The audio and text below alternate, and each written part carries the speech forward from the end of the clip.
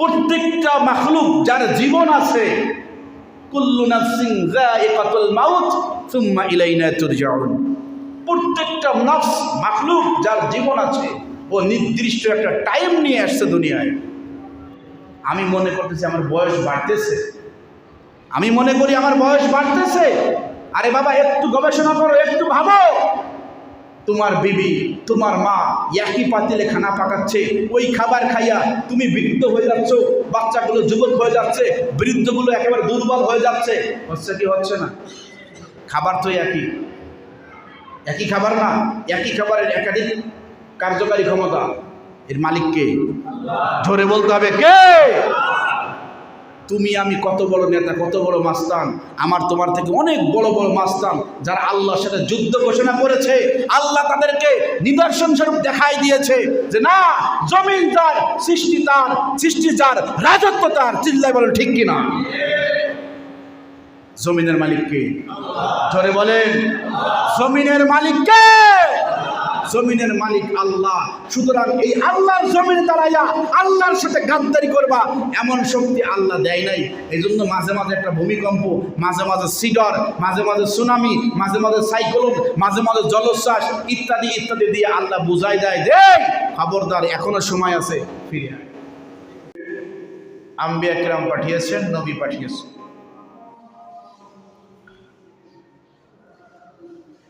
প্রত্যেকটা নবীকে আসমানি কিতাব দিয়েছেন ওহীর মাধ্যমে। সর্বশেষ নবী খাতামান নবীন, আমার আপনার নবী, দয়ার নবী, মায়ার নবী, রহমতের নবী, উম্মতের কান্ডারি, যিনি জন্মের শুরু থেকে নিয়ে শেষ পর্যন্ত একটা কথাই সবসময় বলতেন, রব্বি হাবলি উম্মতি, রব্বি হাবলি উম্মতি, রব্বি হাবলি উম্মতি। আল্লাহ, আমার উম্মতের কি হবে, আমার উম্মতের কি হবে? এই উম্মতের পেরেশান থাকতে, তো এই উম্মতকে একটা সঠিক রাস্তা দেখাবার জন্য আল্লাহ রাব্বুল আলামিন আসমানি কিতাব দিলেন। যেই কিতাবটার নাম হচ্ছে কোরআনে কারীম। এই কোরআনে কারীমের দ্বিতীয় সূরা, সূরাতুল বাকারা, একেবারে শুরুর দিক থেকে যখন নাজিল করলেন, আল্লাহ বলেন আলিফ লাম মিম যালিকাল কিতাবু লা রাইবা ফীহি হুদাল লিল মুত্তাকিন।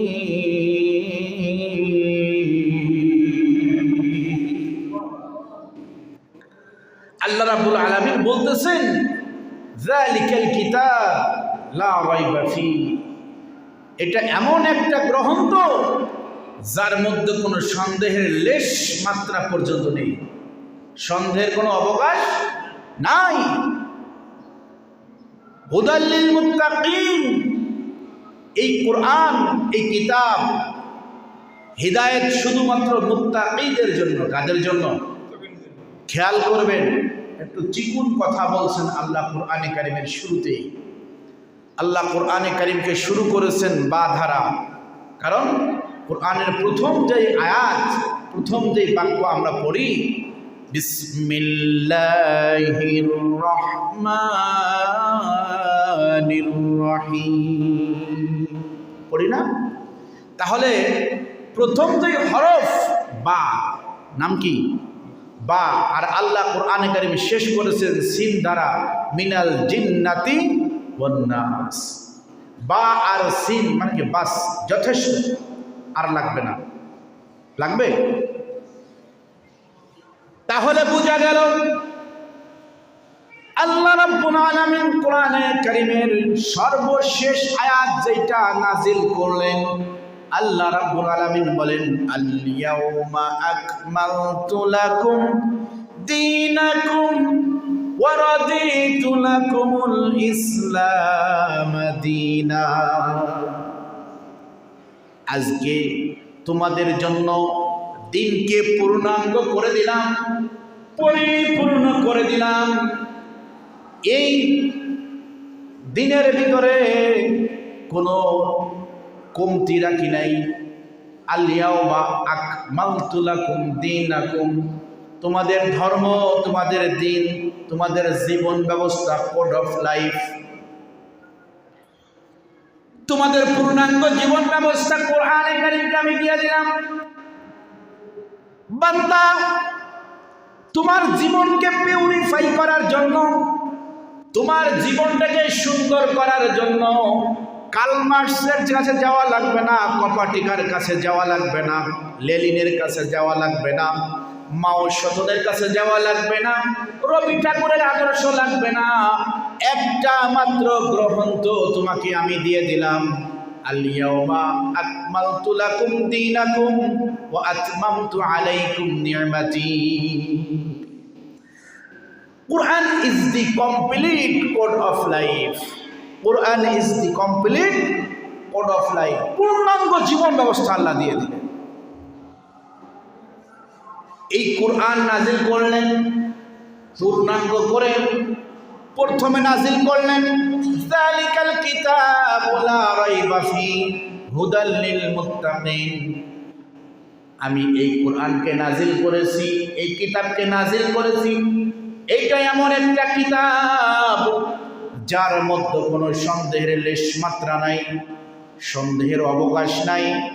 আর এই কোরআনে কারীম রাস্তা তাদেরকে দেখাবে, হিদায়াত তারা পাবে যারা একমাত্র মুত্তাকি। যারা কি মুত্তাকি বান্দা, তারা শুধুমাত্র হিদায়াত পাবে, সবাই হিদায়াত পাবে। আল্লাহ অন্যত্রে বলেন وَنُنَزِّلُ مِنَ الْقُرْآنِ مَا هُوَ شِفَاءٌ وَرَحْمَةٌ لِّلْمُؤْمِنِينَ।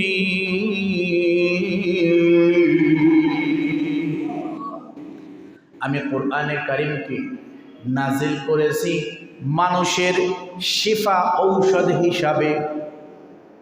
খেয়াল করবেন, আল্লাহ কোরআনে কারীম নাজিল করছেন মানুষের ঔষধ বানায়া, লিকুল্লি দা, প্রত্যেকটা রোগের ঔষধ বানায়া আমি আল্লাহ রাব্বুল আলামিন কোরআনে কারীমকে নাজিল করলাম। কিন্তু প্রত্যেকটা ব্যক্তি কোরআন দ্বারা হেদায়েত পাবে না, কোরআনের আলো দিয়ে সে পথ চলতে পারবে না। এই কোরআন আলোর দিশারি হয়ে পথ দেখাবে ওই সমস্ত বান্দাদেরকে যাদের ভিতরে ঈমান আছে, যাদের ভিতরে খোদা ভীতি আছে, যাদের ভিতরে হাসরের ভয় আছে, যাদের ভিতরে আখিরাতের হিসাবের ভয় রাখে। এই সমস্ত মুত্তাকি বান্দাদের জন্য হিদায়াত, সবার জন্য হিদায়াত না। এই কথা দ্বারা বোঝা যায় মুসলমানের ঘরে জন্ম নিলেই মুসলমান হওয়া যায় না। কি বলেন যায়? এই কথাটাও আল্লাহ রাব্বুল আলামিন কোরআনে কারীমের ভিতরে স্পষ্ট বলে দিলেন, ইয়া আইয়ুহাল্লাযীনা আমানুত্তাকুল্লাহ হাক্কা তুকাতিহি ওয়া লা তামুতুন্না ইল্লা ওয়া আনতুম মুসলিমুন। ও মুমিনেরা, ইত্তাকুল্লাহ, এক নম্বর আল্লাহকে ভয় করো, আল্লাহকে ভয় করো, আল্লাহকে ভয় করবা। আর একটা জিনিস মনে রাখবা, ম্যান ইজ মর্টাল, মানুষ মাত্রই মরণশীল। প্রত্যেকটা মানুষ তো মরতেই হবে। যার যখন টাইম দেওয়া আছে, time is tight, wait for none, সময় স্রোত অপেক্ষা করে না, যার মতন করে চলতেই থাকে। বান্দা, তোমার একটা নির্দিষ্ট টাইম দিয়ে আমি আল্লাহ দুনিয়াতে প্রেরণ করেছি, পাঠিয়েছি। তোমারও একটা সময় চলে যেতে হবে, কেউ থাকতে পারবে না। সুতরাং বান্দা, মরার আগে ওয়ালা তামুতুন্না ইল্লা ওয়া আনতুম মুসলিমুন।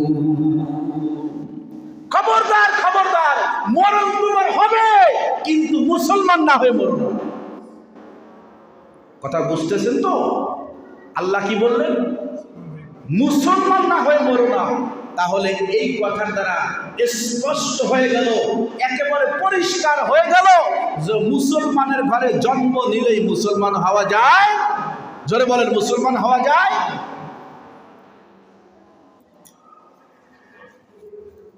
শুধু কালেমা পড়লে মুসলমান হয় না, নামাজ পড়লেই নামাজি হয় না, রোজা রাখলে রোজাদার হয় না, হজ করলে হাজি হওয়া যায় না, আর মুসলমানের ঘরে জন্ম নিলে মুসলমান হওয়া যায় না। যদি মুসলমানের ঘরে জন্মসূত্রে মুসলমান পাওয়া যাইতো তাহলে আল্লাহ কেন বলল ওয়ালা তামুতুন্না ইল্লা ওয়া আনতুম মুসলিমুন? প্রশ্ন জাগে না? আল্লাহ কেন বললেন যে মুসলমান না হয়ে মরো না? তাহলে বোঝা গেল যে আমি আপনি যারা আছি এরা নামধারী মুসলমান। কি নামধারী মুসলমান? দাদাই মুসলমান ছিল, বাবাই মুসলমান ছিল, পৈতৃক সূত্রে পাইছি মুসলমানিত্ব। এইটার নাম মুসলমানই না। মুসলমান তো সে যে কালেমা পড়েছে, কালেমার অর্থ হলো লা ইলাহা ইল্লাল্লাহু মুহাম্মাদুর রাসূলুল্লাহ। আমার আল্লাহ ছাড়া কিচ্ছু নাই, আমার হায়াতের মালিক আল্লাহ, মৌতের মালিক আল্লাহ, রিজকের মালিক আল্লাহ, আমাকে বাঁচানোর মালিক আল্লাহ। আমার কদম চলবে তো আল্লাহর ইচ্ছায়, কদম পড়বে তো আল্লাহর ইচ্ছায়, জবান চলবে তো আল্লাহর ইচ্ছায়, অলওয়েজ যা কিছু আছে আমার পূর্ণাঙ্গ জীবন চলবে কার ইচ্ছায়? জোরে বলতে হবে কার? আল্লাহর ইচ্ছায় চলতে হবে। আমার সব চলে আমার ইচ্ছায়। আবার আমি দাবিও করি আমি মুসলমান, দাবি করি না? আমরা দাবি করি মুসলমান, অথচ আল্লাহ বললেন ওয়ালা তামুতুন্না ইল্লা ওয়া আনতুম মুসলিমুন। এই বান্দা খবরদার, মুসলমান হইয়া খবরে আইস না, মুসলমান না হইয়া মৃত্যুবরণ করো না। অত সস্তা না। আল্লাহ, মুসলমান কেমন হওয়া দরকার, তাকওয়া কেমন হওয়া দরকার, ঈমান আমাদের কেমন হওয়া দরকার। আমাদের ঈমান এমন, আমি মুসলমান, আমার সামনে আরেক নাস্তিক, আরেক বেঈমান, আরেক কাফের বাচ্চা আমার আল্লাহকে গালি দেয়, রাসূলকে গালি দেয়, ধর্মকে নিয়ে কটূক্তি করে, আর আমি মুসলমান মুখের মাঝে কুলুপ গেড়ে দিয়ে বসে থাকি। আছে না নাই? ওরাও মুসলমান, আমরাও মুসলমান। অথচ আল্লাহ রাসূলের যত সাহাবী, আল্লাহ রাসূলের যত সাহাবী ছিলেন সবচাইতে রহম দিলি, নরম তবিয়তের, একেবারে কি বলে শান্ত শিষ্ট একজন সাহাবী, যার নাম হযরত আবু বকর সিদ্দিক রাদিয়াল্লাহু তাআলা। যে মুসলমান হওয়ার আগেও কোনোদিন কাউরে গালি দেয় নাই, মুসলমান হওয়ার পরেও কখনো করে নাই গালি দেয় নাই, কারোর সাথে কুটু ব্যবহার করে নাই, খারাপ ব্যবহার করে নাই। মুসলমানের আগেও, যখন মুসলমান হয় নাই, ইসলাম আসে নাই, কোরআন ওহী নাজিল হয় নাই, তখনও কি করে নাই? কাউরে গালি দেয় নাই, কারোর সাথে খারাপ আচরণ করে নাই। মুসলমান হওয়ার পরে তো কোনো প্রশ্নই নেই। এই আবু বকর সিদ্দিক রাদিয়াল্লাহু তাআলা আনহুর জামানায় এক ব্যক্তি, আল্লাহ রাসূল যখন ছিলেন, আগে এটা বলি পরেরটা পরে বলি, আবু বকরকে দেখা তিরস্কার করতেছে, ভৎসনা করে। আবু বকর কোনো জবাব দেয় না, মসজিদে যায়, নামাজ আদায় করে, দরবারে রেসালাতের ভিতরে বসে, আবার বাসায় চলে আসে। এখন ওই ইহুদিরা দেখে আবু বকরকে তো খেপানো যায় না, আবু বকরকে তো রাগানো যায় না, কি করা যায়? একজন বলতেছে, আরে আবু বকর তো রাখবে না, আবু বকরকে রাগাই তখন পারবা যখন তুমি তার নবীর বিরুদ্ধে কথা বলবা, আল্লাহর বিরুদ্ধে কথা বলবা, তখন দেখবা আবু বকর রেগে যাবে। কে বলছে? এক ইহুদি। তো আবু বকর রাদিয়াল্লাহু তাআলা আনহু মসজিদের দিকে আসতেছেন, এমন সময় ওই ব্যক্তি আল্লাহ রাসূলকে গালি দিয়েছেন, আল্লাহকে গালি দিয়েছেন। গালি দেওয়ার পরে আবু বকর যাইয়া ওরে এমন মাইর দিছে, চেহারা বসকায় ফেলেছে। এখন ওই ব্যক্তি গিয়া আল্লাহ রাসূলের কাছে কমপ্লেন দিছে, নালিশ দিছে, বলে ওই মুহাম্মদ, তুমি তো ন্যায় বিচারক, তুমি বলে দুনিয়ার লেগে রহমত হইছ, তাহলে তোমার শ্বশুর আবু বকর দেখো মাইরে কি করছে। আল্লাহ রাসূল বললেন, আবু বকর মারছে এইটা আমার বিশ্বাস করতে হবে। আবু বকর মারছে এটা হতে পারে না। যদি বলতা যে ওমর মারছে, যদি বলতা আলী মারছে, যদি বলতা অন্য কোনো সাহাবী মারছে, এটা আমি মানতাম, কিন্তু আবু বকর মারতে পারে না, কারণ ও ওই তবিয়তের মানুষ না। কয় হক, কসম করে বলতেছি। আগে আপনি আবু বকর ডাকেন, ডেকে জিজ্ঞেস করেন আবু বকর দেখেন মাইরে কি করছে। আল্লাহ রাসূল সাল্লাল্লাহু আলাইহি ওয়াসাল্লাম আবু বকরের ডাকলেন, বলে আবু বকর তুমি কি একে মারছো? আবু বকর বলে হ্যাঁ আমি মারছি। আল্লাহ রাসূল কিং কর্তব্য বিমূঢ় চিন্তা করে, আবু বকর মারছে, কারণটা কি? আবু বকর যে ওকে মাইর দিছে অবশ্যই কোনো কারণ আছে। জিজ্ঞেস করলেন আবু বকর, তুমি তো কখনো কাউকে একটা কটু বাক্য জীবনে বলো নাই, মুসলমান হওয়ার আগেও কোনোদিন বলো নাই, কারোর প্রতি হস্তক্ষেপ করো নাই, কাউকে একটা আঘাত করে কথা বলো নাই, আঘাত করা তো দূরের কথা। আজকে তুমি এমন কি হলো, এমন কি হলো তোমাদের মাঝে, তুমি এরকম গুরুতর আহত করলাম। আবু বকর রাদিয়াল্লাহু তাআলা বলেন, ইয়া রাসূলুল্লাহ, আপনি না বলেছেন লা ইউমিনু আহাদুকুম হাত্তা আকুনা আহাব্বা ইলাইহি মিন ওয়ালিদিহি ওয়া ওয়ালাদিহি ওয়ান নাসি আজমাইন। পৃথিবীতে যত যা কিছু আছে, বাবা বলি, মা বলি, ভাই বলি, বন্ধু বলি, সন্তান বলি, যা সম্পদ সবার থেকে যদি আল্লাহ এবং আপনাকে বেশি ভালো না বাসি, বেশি মোহাব্বত না করি, সে মুমিন না। ইয়া রাসূলুল্লাহ, ওই বাটায় যদি আমাকে গালি দিত আমি মেনে নিতাম, আমার সন্তানকে গালি দিলে মেনে নিতাম, অন্য কাউকে তিরস্কার করলে, ভৎসনা করলে মেনে নিতাম। ইয়া রাসূলুল্লাহ, ওই বেটায়, ওই কাফেরের বাচ্চা ইহুদি আপনাকে গালি দিছে, আল্লাহকে গালি দিছে। যখনই আপনাকে গালি দিছে, আল্লাহকে গালি দিছে, আমি নিজেকে কন্ট্রোল করতে পারি নাই, এই জন্য আমার সামনে আপনাকে গালি দেবে আর আল্লাহকে গালি দেবে। ইয়ান কুসুদ্দিন ওয়া আনা হাই, আর আমি আবু বকর বেঁচে থাকবো, এটা কুসমিন কালে হতে পারে না। এই জন্য দাঁত চলে গেছে। সুবহানাল্লাহ কইলেন না? আরো যারা বললেন সুবহানাল্লাহ। আপনাকে গালি দেওয়ার কারণে ওরে মাইর দিছে, দাঁত চলে গেছে, ঘুষি একখান মারছে, দাঁত পড়ে গেছে। এটা হচ্ছে মোমেনের পাওয়ার। Power is the moment. এটা কার পাওয়ার? মোমেনের ইমানের পাওয়ার। মোমেন তার নিজের ক্ষতি হইলে দেখায় না, বলে না কিছু, কিন্তু যখনই আল্লাহকে গালি দেয়, রাসূলকে গালি দেয়, ধর্ম নিয়ে কটূক্তি করে, তখন আর চোপড়া ফেলায় দেয়। ঠিক কিনা জোরে বলেন? দেখছেন না মানিকগঞ্জে ফাউল সরকার, আবুল সরকারের নাম শুনুন, বাউল শিল্পী না ফাউল শিল্পী?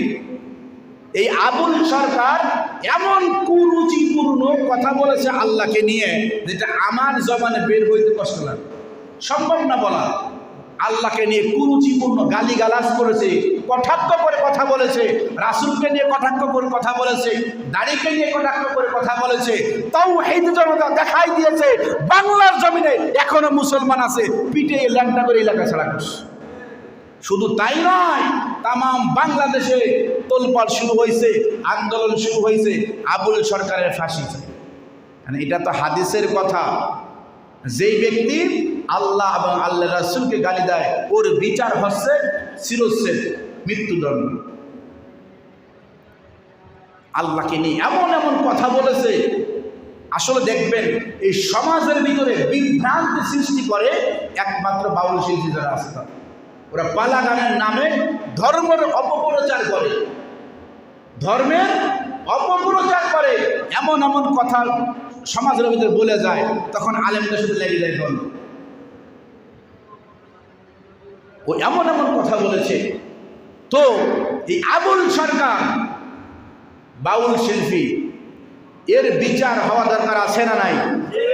বাংলার জমিন, ওলি আউলিয়ার জমিন, কওমি রঙ্গন, উলামায়ে কেরামের জমিন, এই জমিনে বৈশা আল্লাহর দিনকে নিয়ে কটূক্তি করবে, আল্লাহকে গালি দিবে, রাসূলকে গালি দিবে, আর যাই হোক ওই নাস্তিকের বাচ্চাকে, ওই বেধর্মীকে এই বাংলার জমিন কেন পৃথিবীর কোনো জায়গায় থাকতে দেওয়া যাবে না। চিল্লা বলেন ঠিক কিনা? আল্লাহকে গালি দেয়, কয় আল্লাহ মুখ কয়টা, আল্লাহর মুখ না গুণ ঠিক পাই না। নাউজুবিল্লাহ পড়লেন না? কত বড় নালে কম বক্তব্য হলে এরকম কথা বলতে পারে?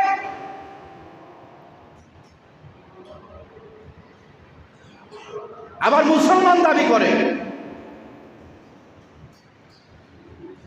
আল্লাহকে যা গালি দেয়, পরিষ্কার ফতুয়া, পরিষ্কার হাদিস, ও কাফের। ও কি কাফের? আর কাফেরের সাথে মুসলমানের কোনো সম্পর্ক থাকতে পারে? জোরে বলেন পারে? এটা আল্লাহর কোরআনের কথা, ইয়া আইয়ুহাল্লাযীনা আমানু লা তাত্তাখিযুল ইয়াহুদা ওয়ান নাসারা আউলিয়া মিন দুনিল মুমিনিন। ও মুমিনেরা, তোমরা মুমিন ব্যক্তি ছাড়া, তোমরা মুসলমান ছাড়া বাকি আর যাই দেখো কেউ তোমার বন্ধু না। ওরা এক একজন হচ্ছে মামাতো ভাই, খালাতো ভাই। ধর্মী পরিচয় দুইটা, নাই মুসলমান নাইলে কাফের। পরিচয় কয়টা? দুইটা, নাই মুসলমান নাইলে কাফের। আল্লাহ। তাহলে শুরুতে যে কথাটা বলতেছিলাম যে কোরআন আল্লাহ নাযিল করেছেন হিদায়াতের জন্য, তবে সবার জন্য নয়। কোরআন কি হিদায়াতের জন্য আল্লাহ পাঠাইছেন, সবার জন্য হিদায়াত নয়। হিদায়াত কাদের জন্য?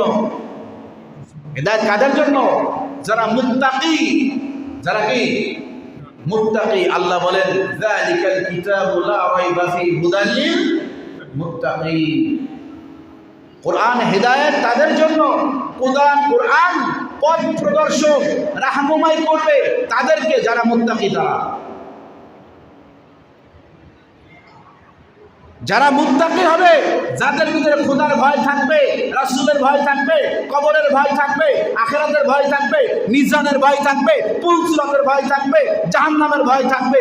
আর যাই হোক ওই বান্দা আল্লাহকে গালি দেওয়া তো দূরের কথা, জিন্দেগিতে একটা খারাপ কাজও করতে পারবে না। পারবে? এজন্য আল্লাহ যেটা বললেন, ওয়ালা তামুতুন্না ইল্লা ওয়া আনতুম মুসলিমুন, মুসলমান না হইয়া মৃত্যুবরণ করো।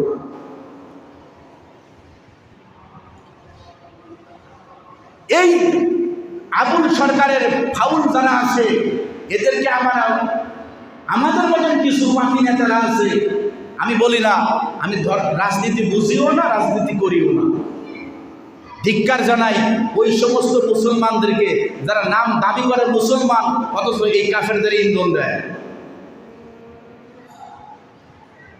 সুদ, ঘুষ যেমন হারাম, এদেরকে যারা সাপোর্ট করে, হাদিসের কথা আকিলাহু মুকিলাহু শাহিদাইন, যারা সুদ দেয়, যারা ঘুষ দেয়, যারা ঘুষ খায়, যারা ঘুষের সাক্ষী থাকে, সুদের সাক্ষী থাকে, এই তিনও গ্রুপ জাহান্নামী। কিলাহুমা ফিন্নার, উভয় কি জাহান্নামী। তো যারা কাফেরদেরকে ইন্ধন দেয়, কাফেরদেরকে সাপোর্ট করে, মুসলমানদেরকে, আমাদেরকে যারা প্রতিবাদ করে, আপনারা যারা আছেন তাওহীদের জনতা, ধর্মপ্রাণ, যারা আল্লাহকে ভালোবাসেন, দ্বীনকে ভালোবাসেন, রাসূলকে ভালোবাসেন, এদেরকে ওরা মৌলবাদী, জঙ্গিবাদী আখ্যাই করতেছে, আমাদেরকে ট্যাগ লাগাইতেছে, আমরা নাকি মৌলবাদী।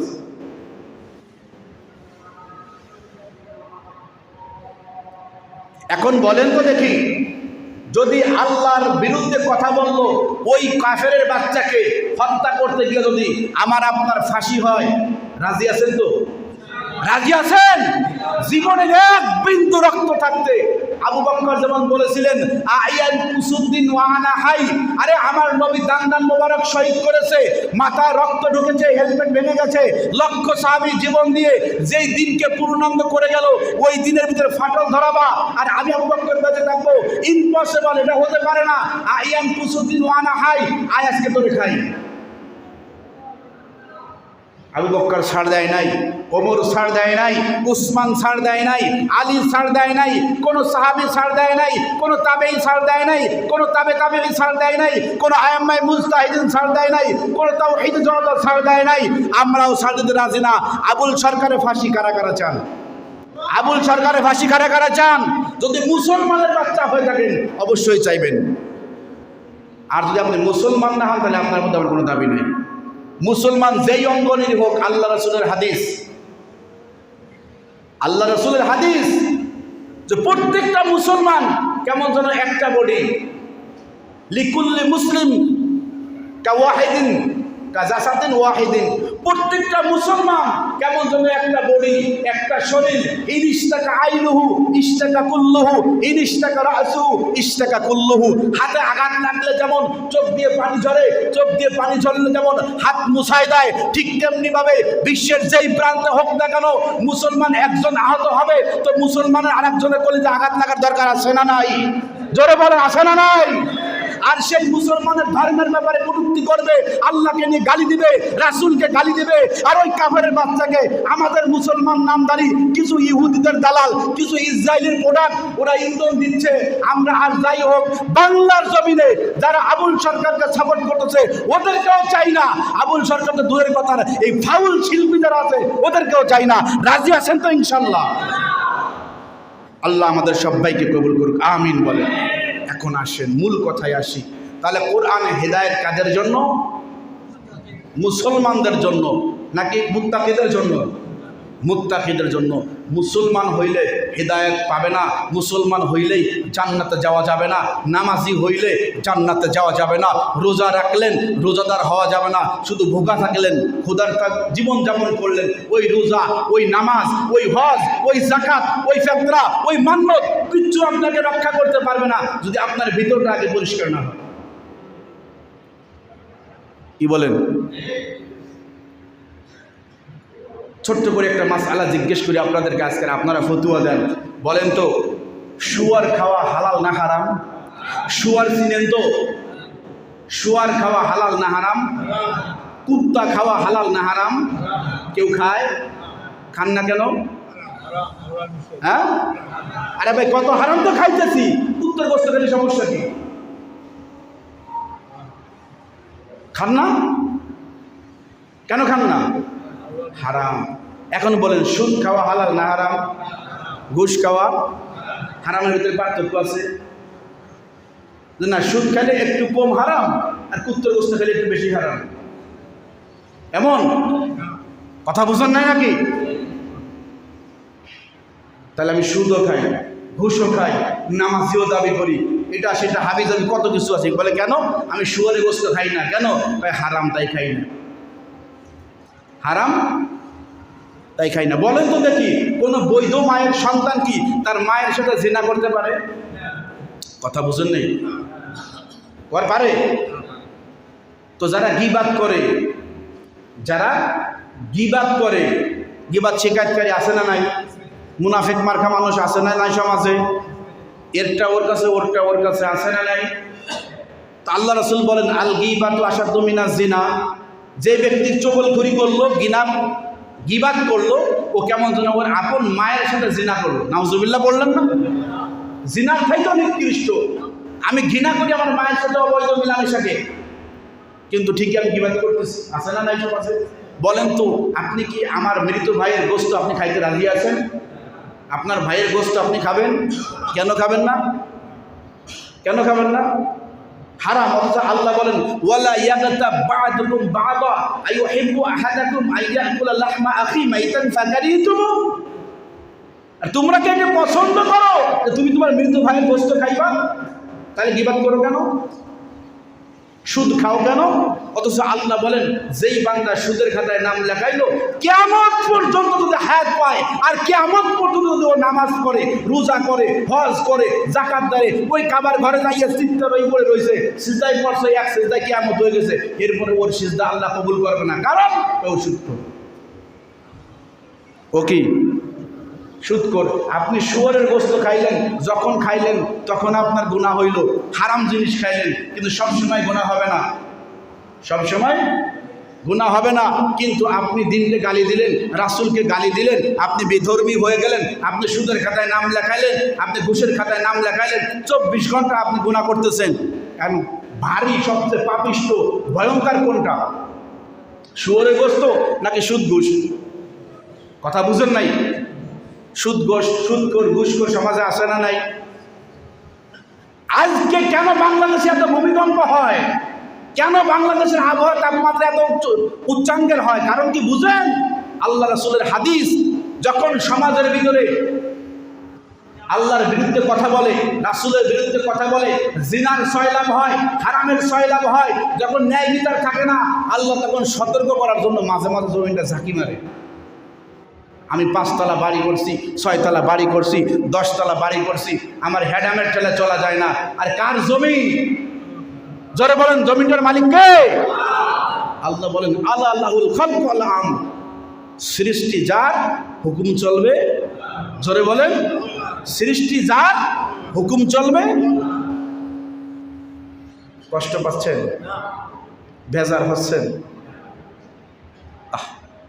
আমরা কোথায় পড়ে আছি, দাবি করতেছি। দেখেন, সামান্য কয়েকদিন আগে একটু ভূমিকম্প গেছে না? হ্যাঁ, মাত্র 5.5 বা 7 পর্যন্ত পৌঁছেছে, তাই কি ঘর ছেড়ে বাইরে চলে গেছে। অনেক সময় ফুটেজে দেখছেন, ভিডিও ফুটেজে, এক বাবা তার সন্তানকে নিয়ে মার্কেটে গেছে, কেনাকাটা করতেছে, যখন ঝাঁকি মারছে বাবা তার সন্তানকে ফেলাইছে, দৌড়েছে। দেখছেন নি? এই তো দুনিয়ার হালত। আল্লাহ বলেন ফাতাবিরু ইয়া উলিল আবসার, ও চক্ষুষ্মানেরা, ও জ্ঞানীরা, তোমরা দেখো আর শেখো। আমাদেরকে একটা শিক্ষা দিয়ে গেছেন, করোনা, ভয় পাই নাই। করোনা দেখছেন না? হ্যাঁ, বাবাই মারা গেছে, সন্তান লাশ ধরে নাই। কেন? কয় যদি আমার হয়। অথচ আল্লাহ বলেন লিকুল্লি উম্মাতিন আজাল, ইযা জাআ আজালুহুম লা ইস্তাখিরুনা সাআতাও ওয়া লা ইস্তাকদিমুন। প্রত্যেকটা মাখলুক যার জীবন আছে, কুল্লু নাফসিন যায়িকাতুল মাউত সুম্মা ইলাইনা তুরজাউন। প্রত্যেকটা নফস, মাখলুক যার জীবন আছে, ও নির্দিষ্ট একটা টাইম নিয়ে আসছে দুনিয়ায়। আমি মনে করতেছি আমার বয়স বাড়তেছে, আমি মনে করি আমার বয়স বাড়তেছে। আরে বাবা, একটু গবেষণা করো, একটু ভাবো। তোমার বিবি, তোমার মা একই পাতিলে খানা পাকাচ্ছে, ওই খাবার খাইয়া তুমি বৃদ্ধ হয়ে যাচ্ছ, বাচ্চাগুলো যুবক হয়ে যাচ্ছে, বৃদ্ধগুলো একেবারে দুর্বল হয়ে যাচ্ছে। হচ্ছে কি হচ্ছে না? খাবার তো একই, একই খাবার না? একই খাবারের একাধিক কার্যকারী ক্ষমতা, এর মালিক কে? ধরে বলতে হবে কে?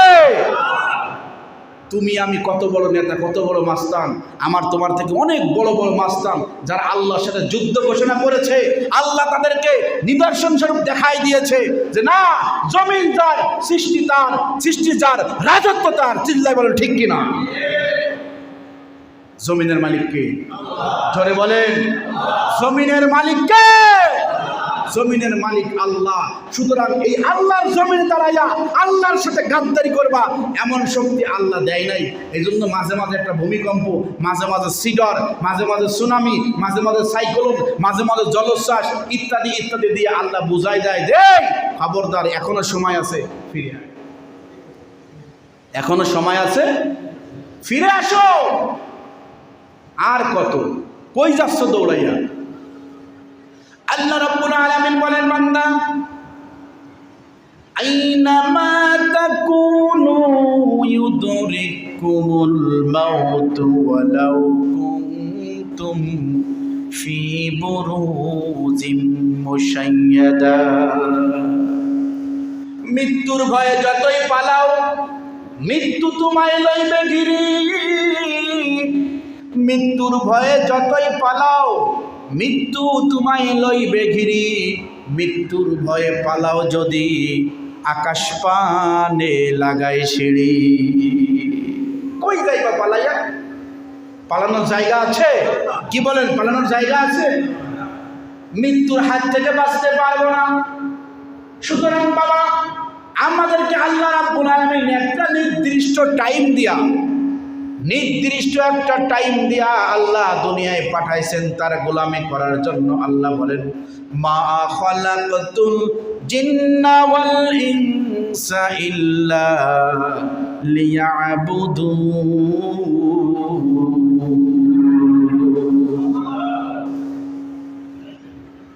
আল্লাহ রাব্বুল আলামিন বলেন, আমি জিন জাতি আর মানুষ জাতিকে শুধু আমি আল্লাহর গোলামি করার জন্য বানাইছি। আর দুনিয়ায় যত মাখলুক আছে এই সমস্ত মাখলুক গুলোকে আমি আল্লাহ বনি আদমের খেদমত করার জন্য পাঠাইছি। দুনিয়ার জমিনে যা আছে সব কিছু আল্লাহ আমার আপনার খাদেম বানাইছে, শুধুমাত্র আমি আল্লাহর হয়ে যাব। কার? জোরে বলেন কার? মাল্লাহুল মাওলা ফালাহুল কুল।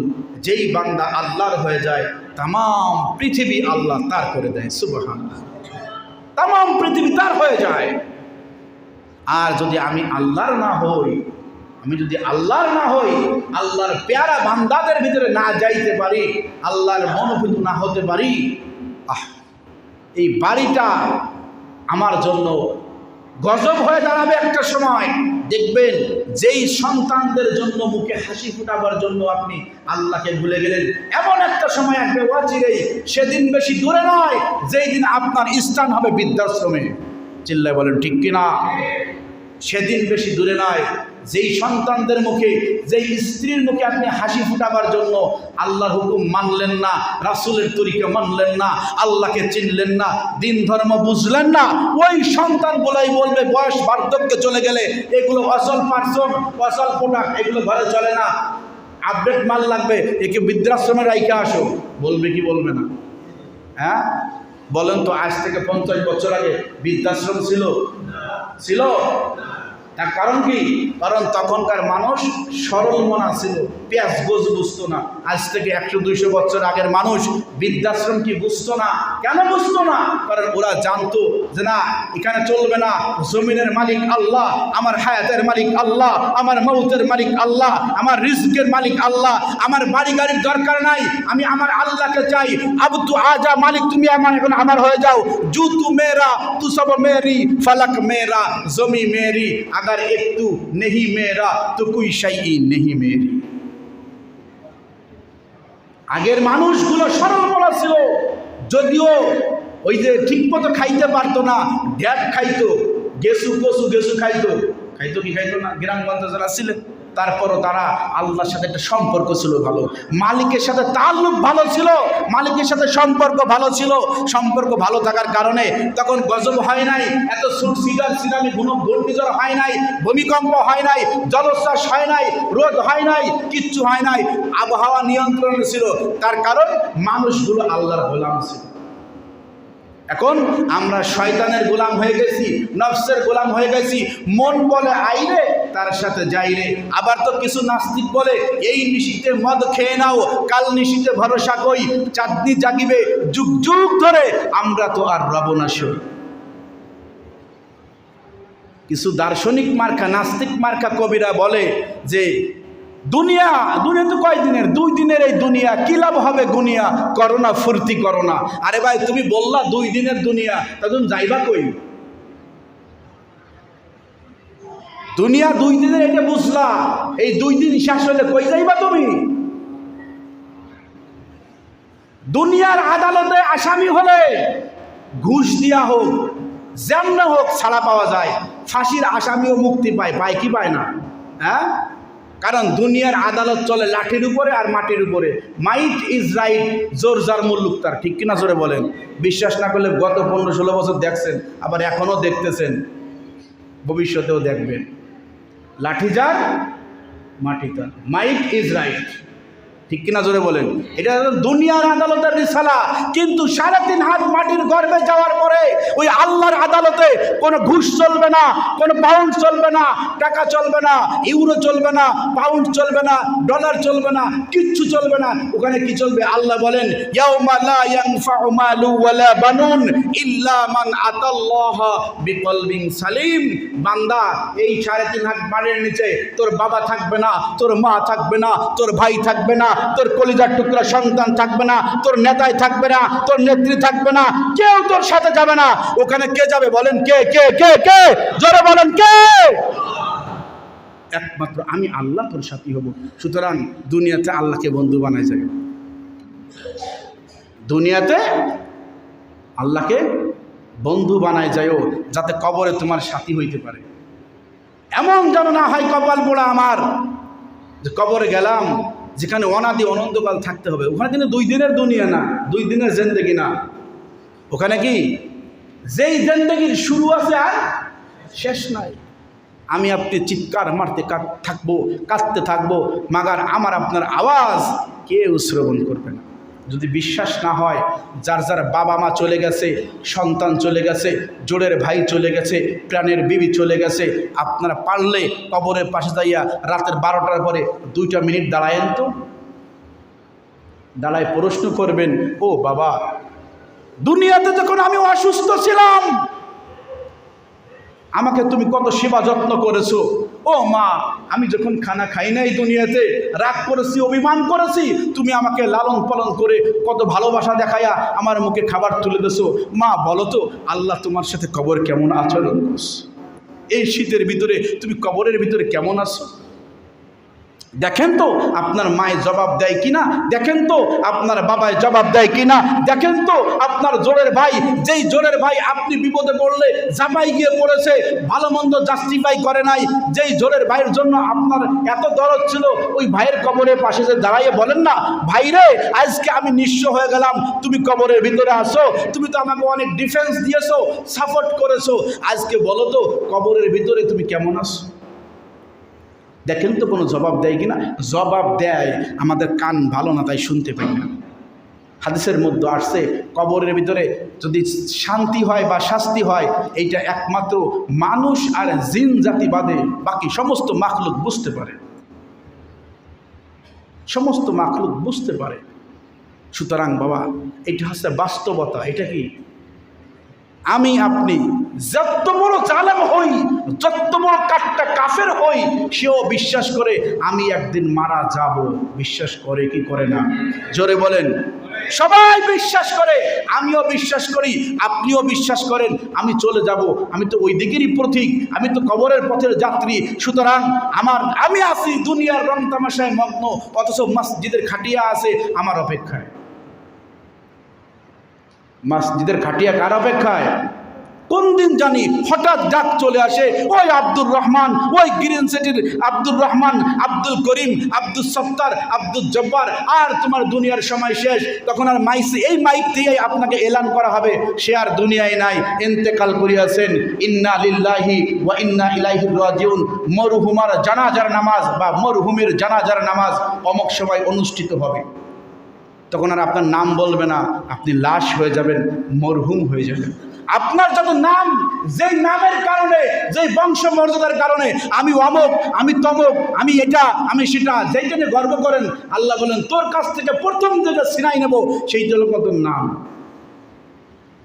দুনিয়ার জমিনে যেই নামের বড়াই করেছো, প্রথমে তোর কাছ থেকে আমি ছিনাই নেব কি বলেন? এই নাম থাকবে না। কেউ দেখতে আসলে বলবে, ভাই লাশের থেকে মুখটা থেকে একটু কাপড়টা সরাও না, লাশটা দেখি। বলবে নাকি যে আব্দুল সত্তার একবার দেখি? বলবে যে বাগেরহাটের চেহারাটা সরাও, আমি দেই হুজুরের চেহারাটা একবার দেখি, এরকম বলবে? বলবে লাশের মুখ থেকে কী করাও? কাপড়টা সরাও। এটা বাস্তবতা। কোথায় পড়ে আছি আমি আপনি? এটা হচ্ছে বাস্তব। এই জন্য আল্লাহ বলেন ফাতাবিরু ইয়া উলিল আবসার, ও জ্ঞানীরা দেখো আর শেখো। দুনিয়াটা হচ্ছে পরীক্ষার হল, এখানে আপনাকে বাধা দেবে না। বলেন দুনিয়ার জমিনে দুনিয়ার কোনো সরকারকে, দুনিয়ার কোনো বড় নেতা নেত্রীকে যদি গালি দেয়, 24 ঘন্টার ভিতরে তার বিচার কার্য শুরু হয়ে যায়। 24 ঘন্টার ভিতরে সে যেই প্রান্তে থাকুক নেটওয়ার্কের মাধ্যমে তাকে কি করে ট্যাগ করে ধরে ফেলে, ফারেকে ফেলে না, তাকে বিচারের কার্য দাঁড় করায় দেয়। অথচ আল্লাহকে গালি দেয়, রাসূলকে গালি দেয়, আর এই নাস্তিকগুলোকে আরেক নাস্তিকের বাচ্চারা সাপোর্ট করে। আপনারা কি আগামের ভবিষ্যৎ, একটা কোরআনের ভবিষ্যৎ চান? সবাই চান যে আগামের ভবিষ্যৎ আমার জীবনটা হবে কোরআনের আলোকে, আমার সংসারটা চলবে কোরআনের আলোকে, আমার ইউপি পরিষদ চলবে কোরআনের আলোকে, আমার সংসদ চলবে কোরআনের আলোকে। এটা চান ইনশাল্লাহ? দেখাই দেবেন। কত কিছু তো দেখলাম জিন্দগিতে, এটা ভিন্ন কিছু দেখে নেই বেরা। রাজি আছেন তো ইনশাল্লাহ? ওটা আমার বলার উদ্দেশ্য না, যার যার ব্যাপার তার তার কাছে। বাকি আমার যেটা উদ্দেশ্য, আমি আপনি সবাই কবরের যাত্রী, কবর পথের যাত্রী না? আমি আপনি সবাই এখানে যারা আইছি সবাই তো মুসলমান, মুসলমান না? কি বলেন? আমরা সবাই মুসলমান না? তো আমাদের ইমানের একটা দাবি থাকা দরকার। যদি আমরা মুসলমান দাবি করি, যে আমার আল্লাহর বিরুদ্ধে যদি কেউ কথা বলে, আমার রাসূলকে নিয়ে যদি কেউ কথা বলে, আল্লাহকে যদি কেউ গালি দেয়, রাসূলকে কেউ গালি দেয়, ধর্ম নিয়ে কথা বলে, আর যাই হোক, ওই নাস্তিকের দোসরকে, ওই বেঈমানের বাচ্চাকে এই বাংলার জমিনে কেন আল্লাহর জমিনে ঠাঁই দেওয়া যাবে না। ঠিক কিনা জোরে বলে? রাজি আছেন? বাদ জুমা আবুল সরকার সহ যত ফাউল শিল্পীরা আছে, যারা আবল তাবল বলে, সমাজের ভিতরে বিভ্রান্ত তৈরি করে, এদের বিরুদ্ধে একটা মানববন্ধন ডাকা হয়েছে তাওহীদি জনতার ব্যানারে। কোনো রাজনৈতিক কোনো দল নয়, মুসলমানের হিসাবে আপনি যদি মুসলমান দাবি করে থাকেন, আপনার মুসলমান ইমানের জায়গা থেকে তাওহীদি জনতার বেড়ালে আমাদের কলমতলি গোল চত্বরের ওইখানে একটা অল্প সময়ের জন্য একটা মানববন্ধন হবে ইনশাল্লাহ। আপনারা সবাই ওখানে থাকতে রাজি আছেন তো? ইমানের দাবি থেকে ইমানের জায়গাটা দেখাই দেবেন।